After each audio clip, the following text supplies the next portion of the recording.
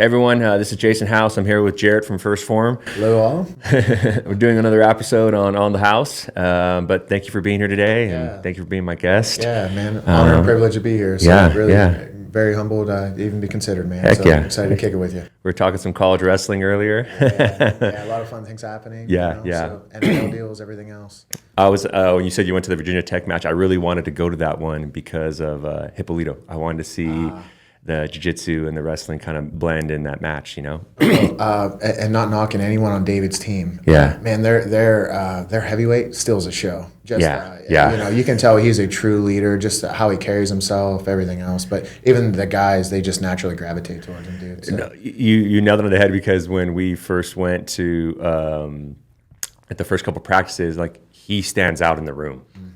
Like, he is so explosive for heavyweight, and I think the dude will do a backflip. You're like, what is this? Yeah. Forgive me if I don't get this right. I think he's setting the record for like I think it's like 20 calories burned, or like a 20-second like go on the echo bike, assault bike. Yeah, I think he's going to set the world record. I guess he's already broke it unofficially, and that he's going to go do it in a couple months here. Oh shoot! But like, watching him, you're like, dude, that's not fair. You're supposed to have a disadvantage of being that big. So you should not have cardio, move like that, and be that size. And just watching like his shots and it's I'm like, wow, my gosh, dang. It's cool, man. It's exciting.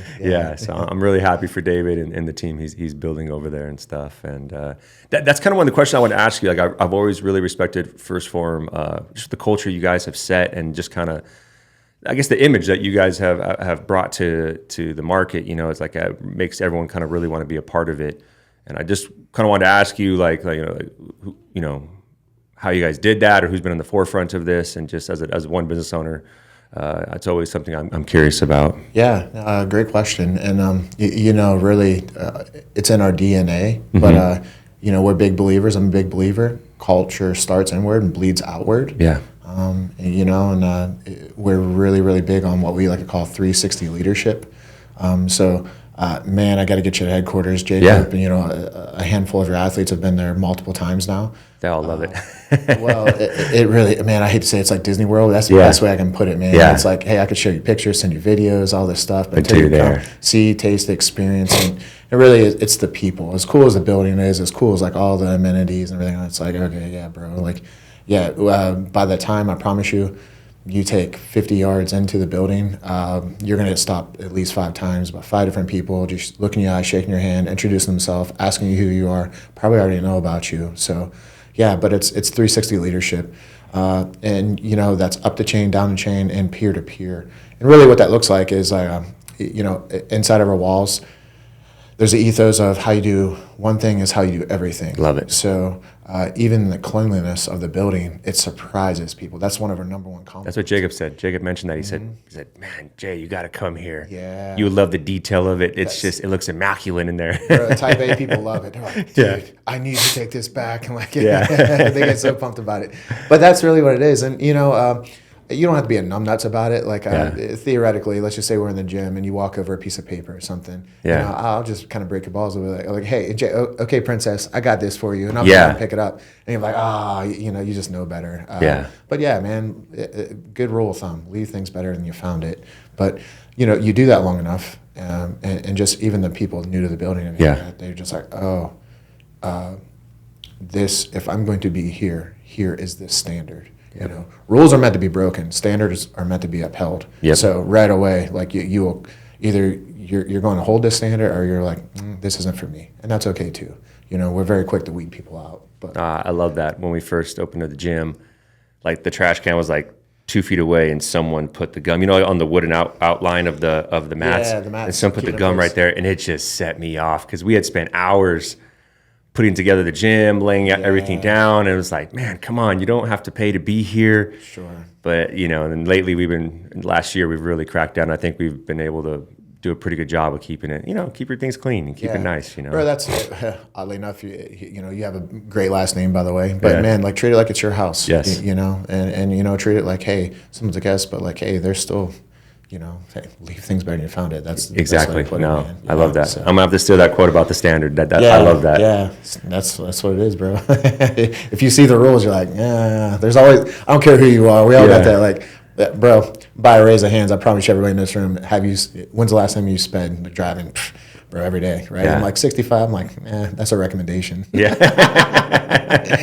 So That's awesome. That's awesome. And then keeping up with your schedule, and I watch you a lot on social media. How do you kind of balance? I know you're very fit, and you're competing in jiu-jitsu quite a bit, along with the family life, and obviously being a part of such a successful business. Yeah. I mean, any thoughts or advice you can give on that? I always kind of try to pick people's brain. Sure. Especially keeping your level of fitness. I think that's always so hard to do with the crazy schedule. Yeah, and thank you. But guys, in case you haven't followed Jason, he's an incredibly fit individual too. So, I'm subpar compared to him. He's just being humble, which is great. Great character quality. No, you're in good shape. You're a real guy. I watch it. So I'm like, man, he's. I always try to pick little nuggets from every person on what they're doing. Yeah.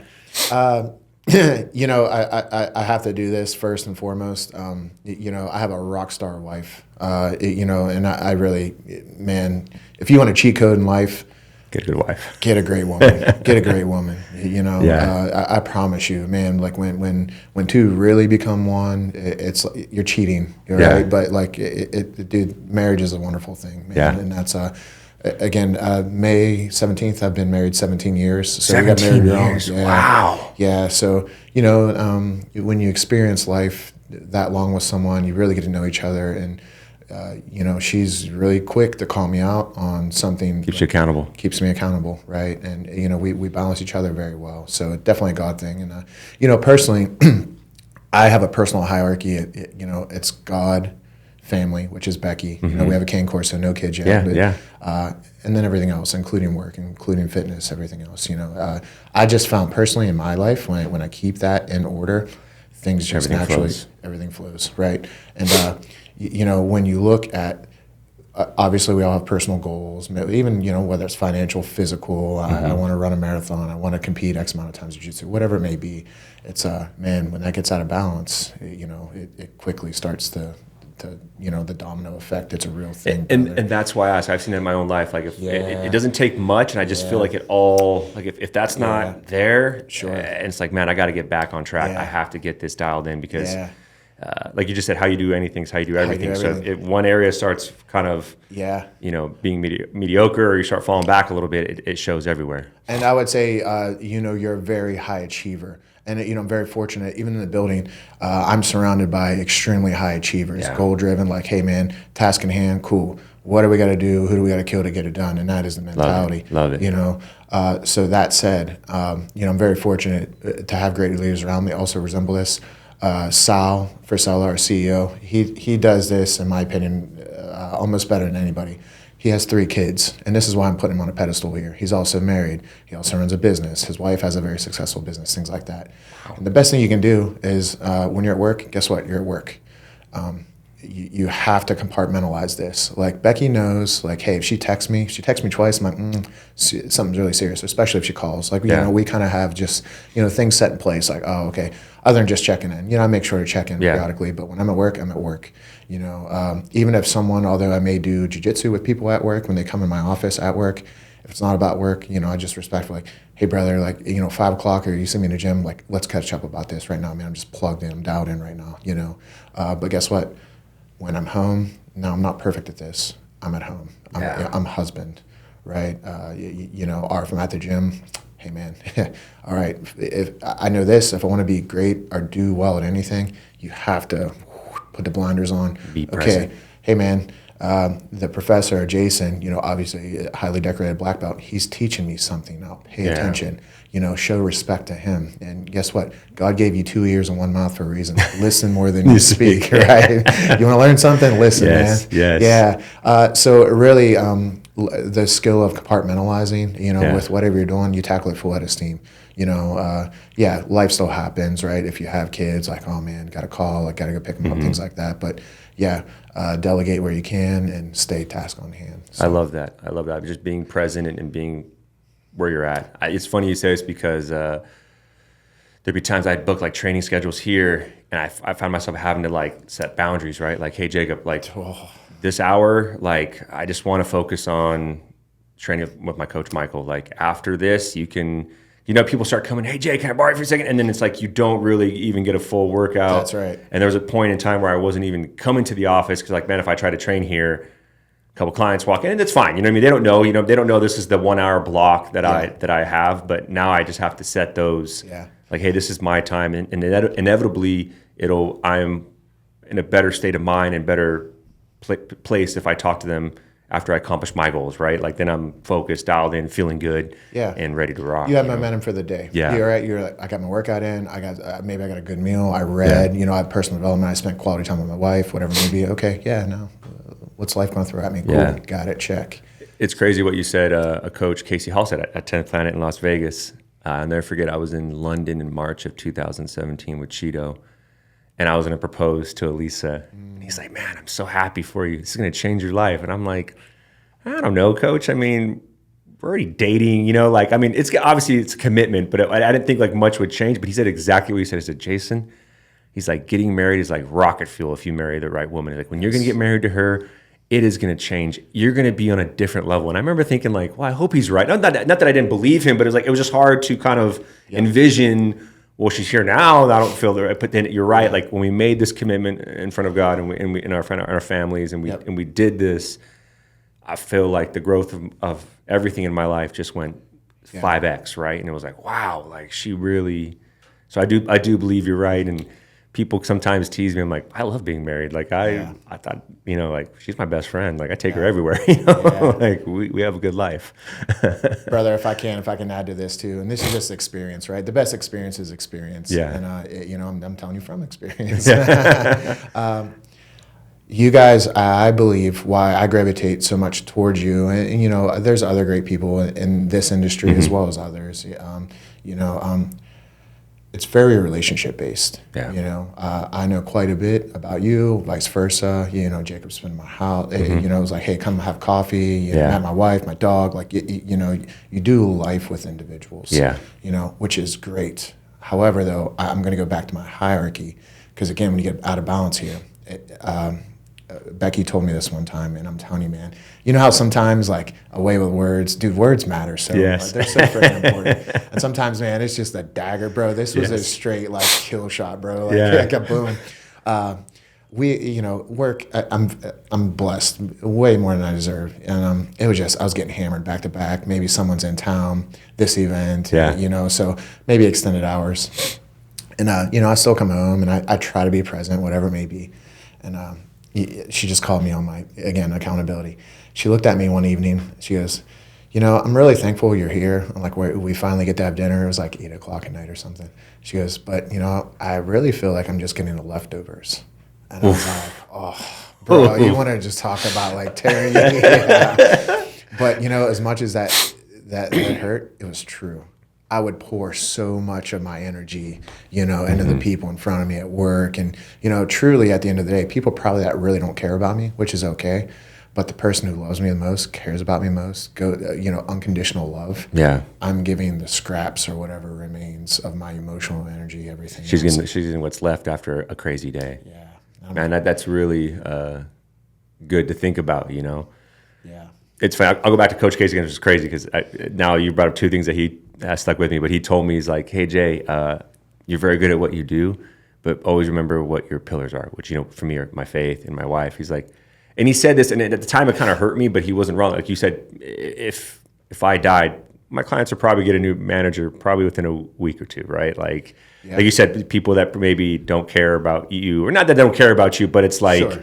That's just what the relationship is. It's what the relationship is, and it's just, I guess, being cognizant and being constantly reminded that, hey, like your pillars, those people, like you said, your hierarchy is what matters most, Yeah, it really, really does, man. And I feel like sometimes I get caught on the phone and texting or talking to clients, and I'm like, pop my head, like, you know what, how are you doing? Like, how are my wife doing? You know what I mean? Like, talk to me. Like, let's put the phone down. And so I've been trying to really be deliberate. Like, if we go out to eat, leave it in the car. As hard as that is for me, and just enjoy time with her. Though, when I'm diligent about that, and I promise you, here's what will happen. At first, it's going to irk people, right? Like you're going to call, like, man, you always answer when I call. Like, what's the deal here, right? That's what it is. People say, Jason always answers. And when they set that tone, you're like, I gotta answer. Honestly, though, I'm telling you, people respect this. Be like, hey, listen, In the evening from whatever it is, 6 to 9, Yeah. I'm husband. Yeah. And they may not like it at first, but like, hey, if you really need me, you know what? If we have that good of a relationship, call Jake or call my wife. And I'm like, oh, I know, like, hey, this is very important, you know, like matters at hand, but it's boundaries. You said that word earlier, boundaries. Those are so important. And so, you know, you can't be vanilla, brother. You can't please everybody, because when at the end of the day, the reality is it's true. When you try to please everybody, you don't please anyone. Anybody, yeah. And I respect it about David Taylor.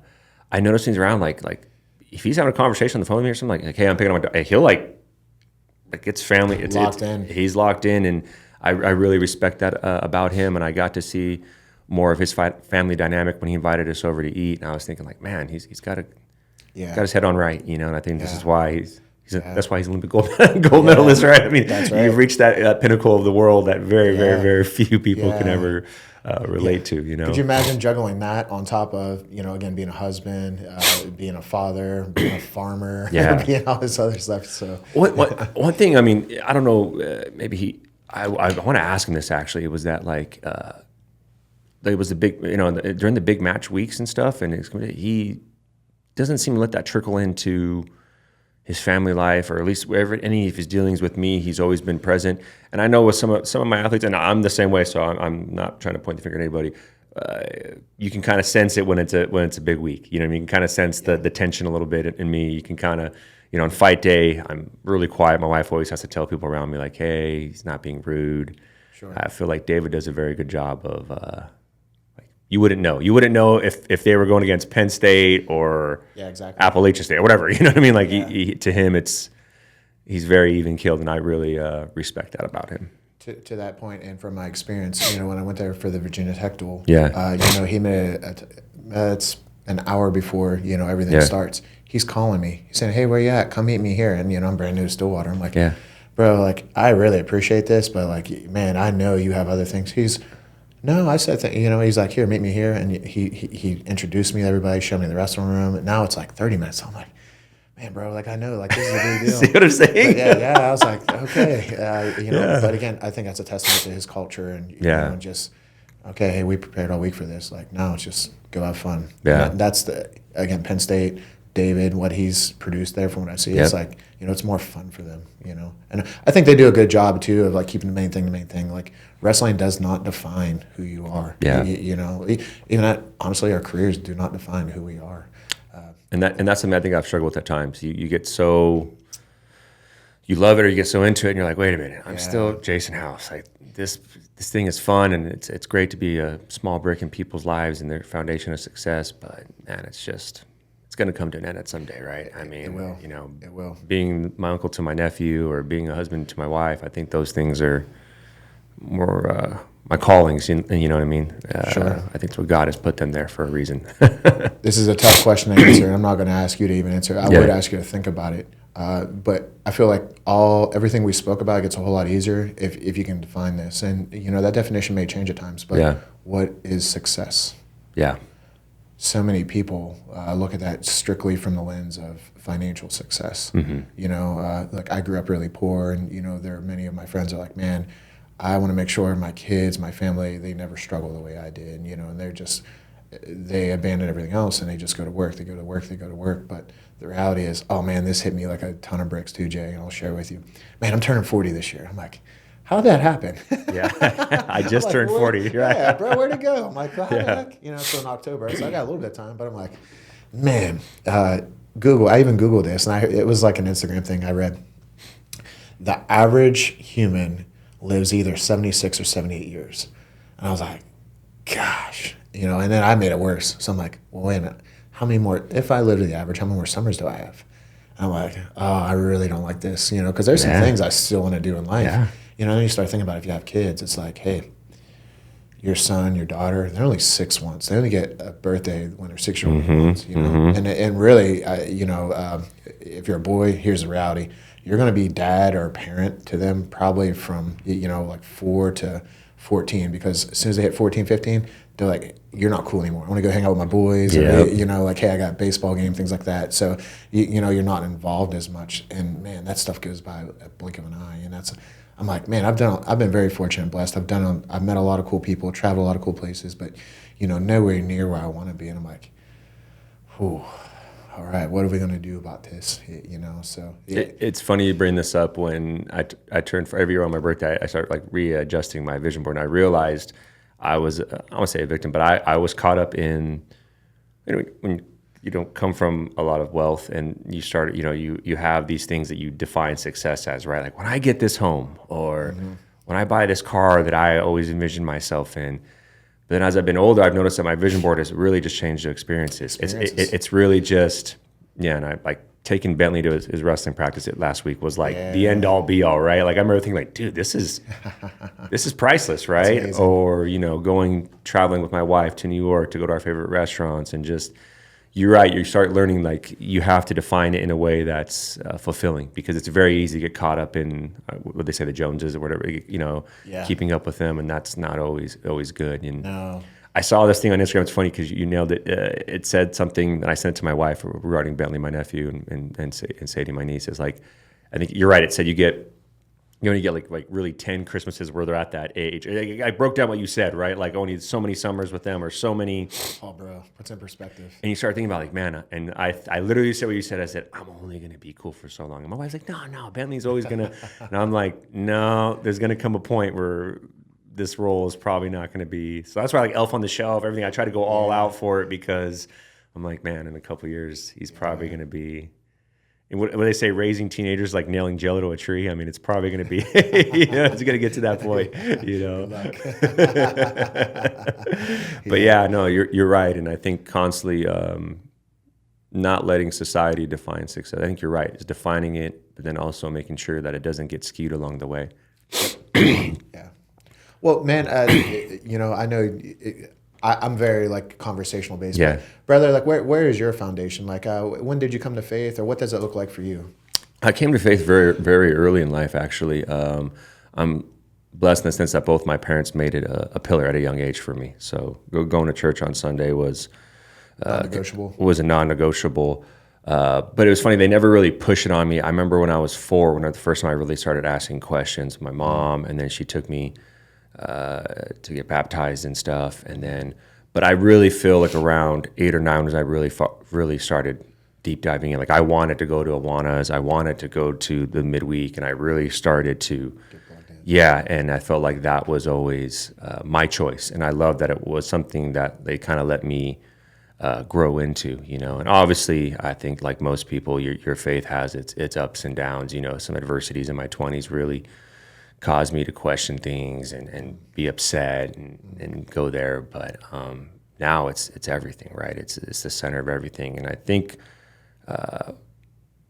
what you're kind of saying earlier, like your priorities have to, your hierarchy has to be your hierarchy. But I sometimes feel like it's more of a defense in the fact that you have to keep these things in place, because the world can get you.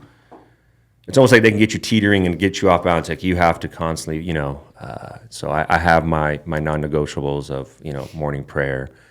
This year I've added a midday prayer now, and just kind of taking time, stopping everything for 10 minutes and really, doing, recentering myself and like understanding what is God's purpose for today, and what am I trying to accomplish? Because I think again, it's the worldly things get into your purview, and it's like, wait a minute, Jason, stop. The 21-year-old you, Jason, would be jumping out of his car seat right now if he could be here. The 21-year-old you in law school struggling would be, this is everything you prayed for. You need to relax, man. Like I had to scratch my head. I'm like, I'm wrestling with David Taylor at Oklahoma State. Like 15-year-old Jason would have like lost his marbles, right? He would have gone like, wow, or you're talking about maybe a client fighting for a title. You're like, man, I just wanted a UFC client, let alone a title, So, but yeah, just keeping it in center. And obviously I'm blessed with my wife, Elisa, who's always kept it at center. So it's nice to have that. I don't like that, but for lack of a better accountability partner, right? Having that person constantly being there, in their faith helps a lot too. So, well, to circle back to what we were talking about earlier, I feel like, again, to reiterate why it's so important to be present. It's so easy to think about the next thing, or, I got this meeting later today. Such a victim of it. But brother, like you said, I have the world's best wrestler and he and I are going back and forth or whatever it may be, or I'm in the room with this individual, instead of soaking it in, taking it in, we're thinking about what's next. It's like, how foolish are we? But again, I believe that's just the world, distractions. Like, here it comes. But that's what I'm saying. I feel like it's like defense. It's almost like this time you have to almost protect. I shouldn't say defense. You protect. That's a great word. The ability to be present, the ability to be grateful, and thank God for, man, all those things, God, that you put in my life. They've led me, they've developed me, they've cultivated me to be here. And to be present, and I think protect, I'm gonna start using. I've been saying defend, but I think protect is. I'm gonna steal that. I truly, that is a great word. And really, even when you're with individuals, soft skills matter so much. They can be taught, but a lot of them, like, you either pick up or whatever it may be. But it's little things like, a lot of people communicate, few people connect, and I'm big on that. And connection, it's little things, but it's really, really important. Like, even right now, we're podcasting, but it's a little thing. People, if we went to eat after this, I promise you, we could look around the room and how many people will be doing this instead of actually engaged in a conversation. We do team dinners with athletes on Friday after they make weight, and I've tried lately to start this rule where we put the phones in the middle. And just be present. It's been my new thing lately because in my head, I didn't come from both my parents worked very, very hard and provided everything we needed. But we're very middle class, blue collar. Like, to go to a nice dinner and spend that kind of money, right? Like, even though you have it, it's like, man, we should be present. We should be talking, and I think it's good for the athlete too, for the energy, right? They're going to go to a fight tomorrow, like, and sometimes I'd be at the, and we're all guilty, right? We're doing this, and it's like, man, no, like, hey, man, Well, indirectly, what you're telling those individuals across the table is, hey, this is more important than this. You don't have to vocalize it. Your actions always speak louder than words. Your actions are telling me, like, hey, this is more important. Even when you're talking to someone, like, if they're looking around or they're looking at their phone, it's like, hey, man, like, you don't have to, maintain eye contact, but at least acknowledge me or make me feel valued and present. No, I think you nailed it on the head, and that's something that we just started trying to do, and it's something I'm really trying to implement. It's like, man, guys, let's. When I was in college with the baseball team, it was so cool to all hang out and grab a meal together at the cafeteria, right? It's like, man, what happened to those days? What happened was cell phones came around, and we've allowed them to be our first priority. Big distraction. And I think that goes back to what you're saying, like your hierarchy, like, hey, like valuing the relationships over, and I think that's good too, because I think you said you make eye contact. Hey, how are you? How's this camp been going? What are some goals after this fight? What do you plan to do with the money you're about to receive tomorrow? Well, man, that's a big one too. And so many people get so fixated on money, things like that. And success, it is wonderful. And I do wish, if that's something's goal or whatever, cool. If at the end of the day, but here's what I've experienced, and a lot of people I've worked with.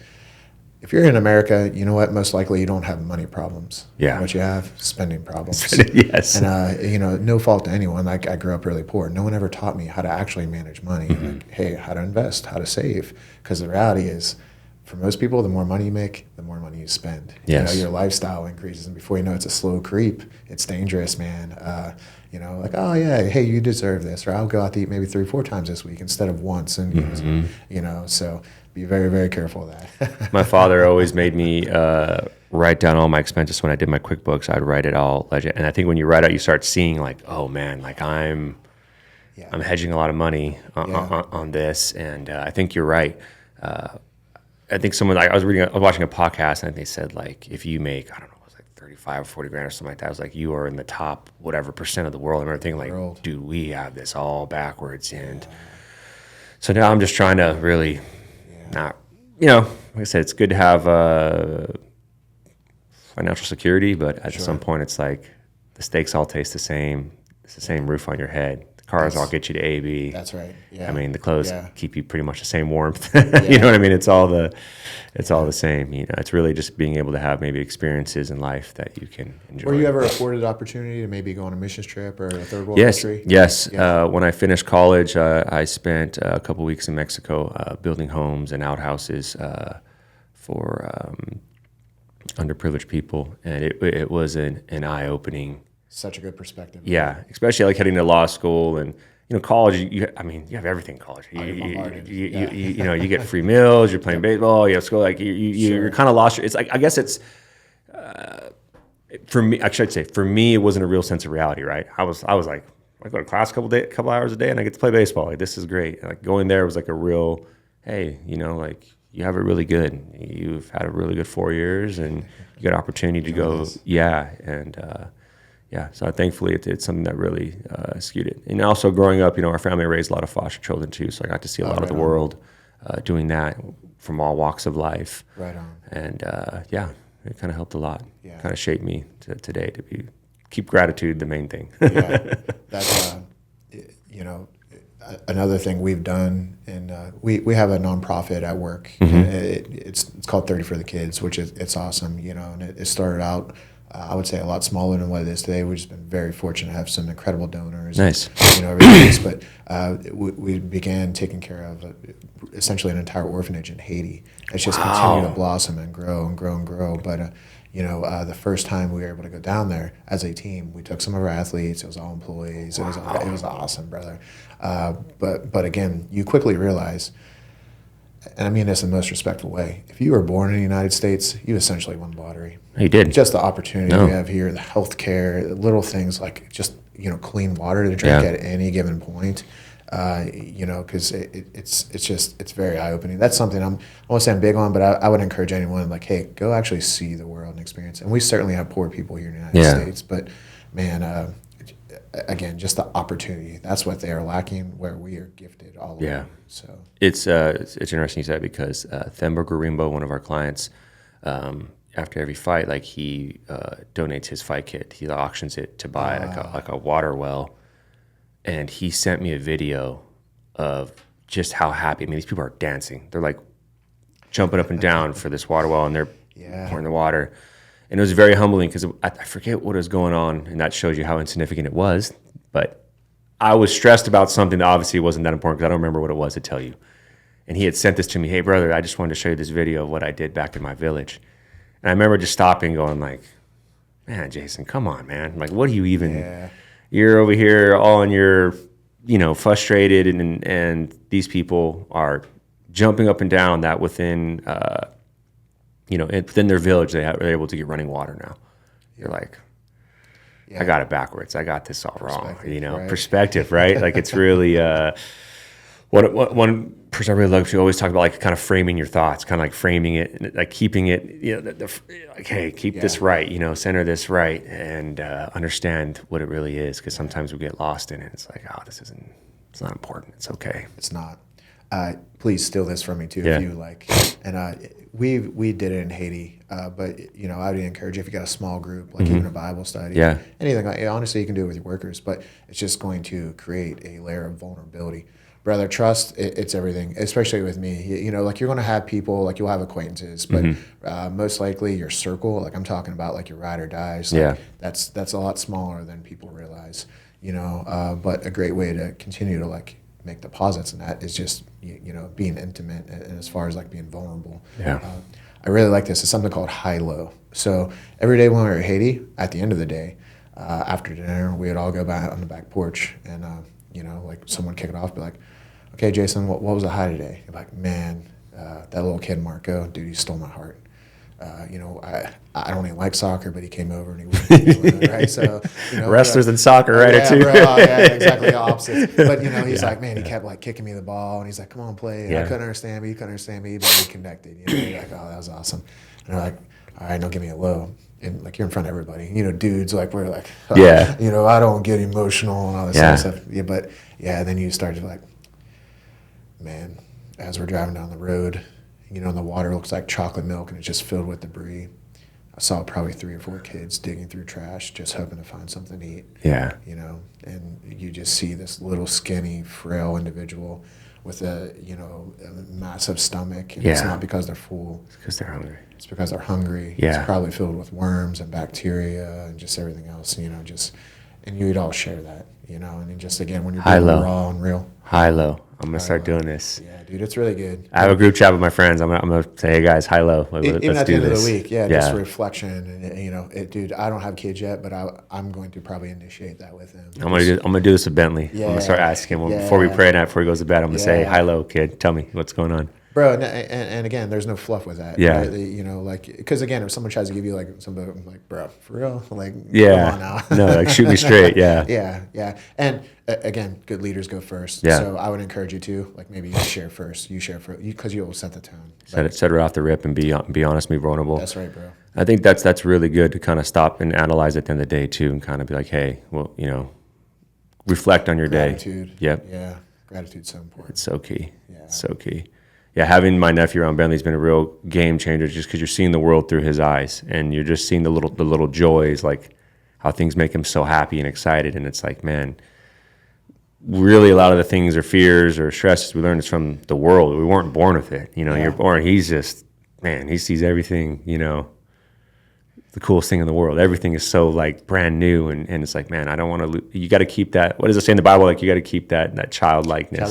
You know. Faith, yeah. And I feel like having him around has reminded me that, like, man, okay, you know, this is what it's talking about in the Bible. Like him right here, just that's right. You know, like brother, even meeting people, first experience, whatever, you only get one opportunity at a first impression. Yeah. One. You know, that first time they go to Disney, it's magical. First time you do anything, right? You're like, oh my gosh, this is the greatest thing. And then, you know, you try to tell people about it, maybe you could do it again, and it wasn't quite the same. It wasn't quite the same. Or now you're trying to like Tommy Topper, right? Like, I got to do better, I got to do bigger. But yeah. And that, to be honest with you, that's been one of my problems, is like, you have a first experience and it's so good, then you're the competitor in you or the person concentrating, you're always trying to top that. You're always trying to really just, you know what, just enjoy it. Just enjoy. Every Christmas is going to be different. Every whatever is going to be different. Like it's special in its own way, and there's a lesson that God's trying to teach you in all of it. And sometimes I fall victim to that, where it's like, well, last year we did this, and so this year we got to top it. You know what I mean? Like, and you're like, man, you can't. That's right. You're never fulfilled. You're always, you know. Well, brother, again, I'll just give you from our experience. And man, I know some of your audience may not know me or who even what First Form is, things like that. You know, when I started, there's 25, 30 of us. Now there's about 450, right? So I've grown. Seeing your guys' growth is so amazing. Yeah. Well, thank you, man. And you know, again, we got a long way to go in a short time to get there. We're very cognizant. Well, some big announcements this past month. Looks like you guys are really. Man, that's, I saw that, and I'm just like, man, I just love watching other people succeed. It's motivating. It's motivating to see like where you guys have done, how you guys started. It's like, man, if they can do it, I can do it, right? I mean, there's no secret sauce to it, you know. And like I said, Jacob always comes back with a few nuggets from every time he's in your building. Like that culture over there is obviously rocking, because everyone's leaving there better, you know. Yeah. So. Well, here I'm going to give you another little hack. Yes. Like when you're working out and things like that. Just very much the same. When I'm at work, sometimes it is difficult. People are like, hey JB, or like, hey man, like, what do you think? I'm like, no, I'm just trying to work out. So here's what I've done, and I hope you do too. Man, just make insanely hard workworkouts. Like, people just know you're getting after it. Like, so they leave you either one, they're going to get in with you, or two, they know, like, I'll catch him after. Right? Jacob told me he worked out with you one time. He was like, boss, I was not prepared. He was like, JB was going. We had a couple of benchmark workouts. Yeah, it's called the BMF workout. Yeah. Like he did at the end. And again, he's a competitor too. Yeah. He didn't quite perform as well as he wanted, man. He was just beating himself up. I'm like, hey bro, like, it's in the past. I told him, like, they're setting the bar over there. They're setting it high, you know? Yeah. So, but it's cool, man. But ultimately, this is going to happen. It probably already has. You know, as you continue to grow, however many employees you have right now. I just had this conversation. So we just did a really hard workout Wednesdays. Yeah. You know, one of my favorite parts of my job, which is not really my job. I just kind of, you know, we started and we ran with it. Yeah. We do team workouts. Oh, that's really cool. So good camaraderie building. You want to learn about someone? Unofficially, I'm telling you to do this, right? Because like whatever, like we have HR, but it's like it's HR, right? Yeah. So you can't make someone work out, but you can highly encourage them to work out. So what we do, if it's your whatever you went through the interview, we'll just invite you. Like, hey Jay, we're actually working out later, like 5 o'clock or tomorrow. Like, hey, come on back. You're more than welcome. When they come, literally they know, but the reality is when someone trains, you learn so much about that individual. Yeah. And it's little things like this, like, hey, what's your attitude like? You know, I may know you're a power lifter, and guess what I'm going to do? Like, what is an echo bike? What is a skier? Burpees? Like, I don't do that, bro. Yeah, exactly. I want to see what you're like outside your comfort zone. You know, some Wednesdays, like we're doing dance class, hip hop dance class, which I personally love. I can't dance a lick. But some of the like big muscle, they hate it, and the girls like they're thriving, right? Yeah. And then sometimes it's a pretty hard like Murph, like a CrossFit workout. And they're like, hey, embrace the suck, right? But you quickly learn like, hey, what's their attitude like? Are they actually touching the line? Are they running through the line or to the line? Big difference, right? I like shaving reps. You know, again, I don't care what you say. It's what you do. Actions always speak louder than words. That's a great way to just kind of see that. Yeah. You know, but man, even your company size, experiences. You know, again, we're just a little bit down the road in life. You know, so again, we've been very blessed and fortunate to do things. You guys are crushing. I love watching you guys from a distance and just seeing it, because the American dream is alive and well, you know, and seeing people just start a brand and believe in a brand and grow it, and everything you guys do is top notch. I mean, the marketing, the designs, everything, even the flavor, everything I've watched by you guys is clean cut. Like you look at that, you're like, man, the clothing, everything is dialed in. You're like, man, these guys got their ish together. Like they're going, like they're coming for it all. I don't know what the end game is for you guys, but I know you guys are working for it. You know, 360 leadership. Yeah, and that's good to see, because JB, I know you know this, but like in school they don't teach us those things. You know, like I went to law school, they didn't teach me business. They didn't teach me. So every day, like I'm constantly trying to learn and see how other businesses that are thriving, like what works for them. How can we implement that? You know, like what are some things that they're trying, or where are their goals? And it's constantly, because I'm real big on processes. Processes produce results. I don't really focus on results. I focus on the process. And I know if I have correct processes, everything's going to handle itself. And so I just watch what you guys do, even from the social media mark. I just try to study everything. And I always tell Jacob, I'm like, man, they're dialed in. They're locked and loaded, and I'm excited to see what you guys do in the next 5 to 10 years, because I know it's going to be great stuff. I appreciate that. You know, I appreciate that. Yeah, it's definitely been a learning lesson, you know, along the way. Many, you know, and that's the thing. We don't always hit home runs, brother. I promise you. I'm like, oh man, like. But it's swinging though. You guys keep swinging, you know, and you guys are having quality at bats, and that's what it's going to lead to the home runs that you're looking for, and I can see that you guys are doing that, and so it's awesome. But JB, I always finish off with a few questions. What would you tell your 18-year-old self?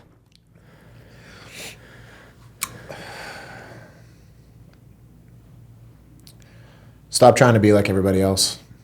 Live for what really matters to you. You know, I was fortunate. Like we didn't really have social media at that point. Facebook was kind of new, things like that. But I didn't have great role models in my life at that point. You know, just unfortunately time won't allow me to share my story completely. But, you know, I lost my dad, unfortunately, before I graduated high school, everything else. So, you know, a lot of the people I had just observed, looked around, and, you know, I was like, man, everybody just wants to be accepted. Right? So I did a lot of things I wish I wouldn't have, you know, hindsight, but it made me the man I am today. And, you know, and I'm very fortunate. Sometimes I get to talk to 18-year-olds. It's like, hey, man, we're trying to be like everybody else in the crowd. Stand out. Yeah. You know, and actually when I was 18, that's when I really come to know Christ and everything else. And, awesome. You know, really developed core principles. A biblical worldview is ultimately. So that was a real turning point at 18 for you. Big turning point. Yeah. Nice. Yeah. I was forced to grow up very, very quickly, you know, which, again, hindsight on paper, it looks terrible. But, man, I'm so thankful for, you know, led you here. And that's exactly it. Yeah. Heck yeah. You know, so. Favorite song? One song. Oh boy. One song the rest of your life. What are you taking with you? Brother, that's probably even a more difficult question. And that's why I love hitting it, because I'm starting to make a playlist of everyone's favorite. Like, what's their one? Like, shoot it to me. What, you know? Well, so here's why I'm struggling. Actually, I cannot sing. I cannot play instruments. Yeah. I appreciate it so much, though. So I'm like, dang, dude, like Metallica, like those guys freaking strong. Like, that's so impressive. But then you'll hear, like, I don't know, like Maverick City. I'm like, man, that girl has a voice. Like, it's unbelievable. Well, here, this isn't an answer, but I'm going to tell you, the last song I listened to this morning before I came here was Firm Foundation by Maverick City. So, yeah, love it. That's just banging in my head right now. So. Okay, I love it. You got a billboard, one quote for the world to see. Most. Huh? People matter most. Love it. That's a good one. Yep. People matter most. We work with Evan Elder, and he's a big quote guy. But now hanging out with you, JB, I'm learning that you got some one-liners that I'm stealing. I'm gonna text Evan like, bro, JB might have you beat, bro. Because sometimes Evan's like, hey, here's this quote. Like, we kind of go back and forth, and you crushed it. Yeah, so appreciate that, man. Well, thank you for being here today. I really appreciate your time. I really look up to you guys, and I'm just excited to be partnered with you guys in a lot of endeavors. Thank you, man. Feelings are mutual. Yeah, and again, 2025, I'm certain it's gonna be a great year for both of us. Heck yeah. Excited to see the future. So. Heck yeah. Thank you, everyone, for tuning in. Catch us on all of our platforms, and see you guys soon. How's it going? People matter most. Thanks, bro. Yeah, people matter most, man. I've gotten some really good answers. I might make a book out of it. Just I got this 3 questions.